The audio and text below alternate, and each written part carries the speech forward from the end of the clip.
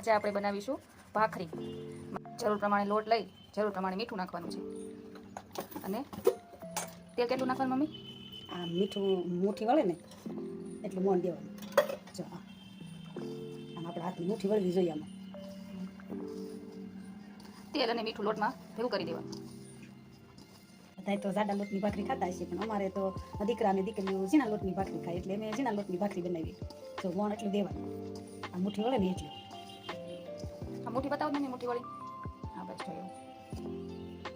બસ હવે આમાં થોડું થોડું પાણી નાખવાનું. એકારે પાણી નહીં નાખી દેવાનું, નકર ઢીલો લોટ થઈ જાય. નકર ઢીલો લોટ થઈ જાય. કકડી ભાખરી કરવી છે તો આપણે કડકડી ભાખરી ન થાય.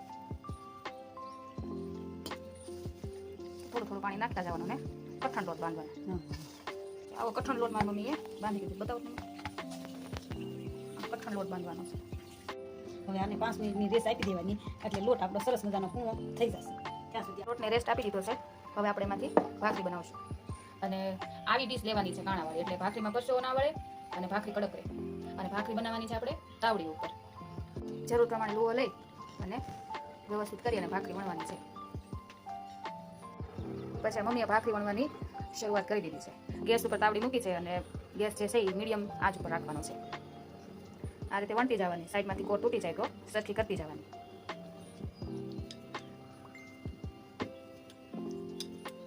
આ ભાખરી વણીને તૈયાર થઈ ગઈ છે. હવે આપણે નાખશું તાવડીમાં. થોડીક દબાવી દેવાની એટલે ફૂલે નહીં. અને ગેસ ધીમો રાખવાનો છે. હા, એટલે ભાખરીને જોઈ અને પછી ફેરવવાની છે. લાગે કે ચડી ગઈ તો ફેરવી દેવાની અને થોડીક દબાવી દેવાની. અને ગેસ ધીમો જ રાખવાનો છે, ફાસ્ટ કરવાનો નથી. થોડી વારે જોતા રહેવાનું છે.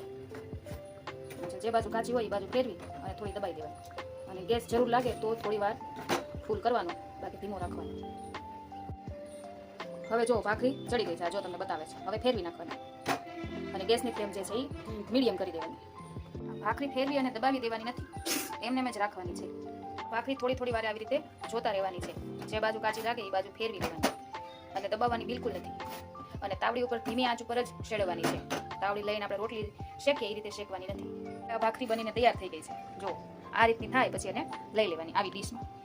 ભાખરી મારી મમ્મીએ બનાવી નાખી છે. આવી રીતે હજી અમારે 2 ભાખરી બનાવવાની છે, પણ આપણે અત્યારે આ ભાખરી જોઈ ગઈ. આવી ભાખરી ઉપર આપણે ઘી લગાવીશું. વ્યવસ્થિત અને વધારે ઘી લગાડવાનું છે, એટલે ભાખરી સરસ લાગશે.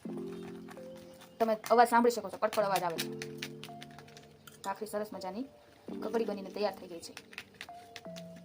ખાવા સમયે એકદમ બિસ્કિટ જેવી ભાખરી લાગે છે. તમે પણ ઘરે બનાવજો, ખૂબ જ સરસ બને છે. આ તૈયાર થઈ ગઈ છે. ગરમા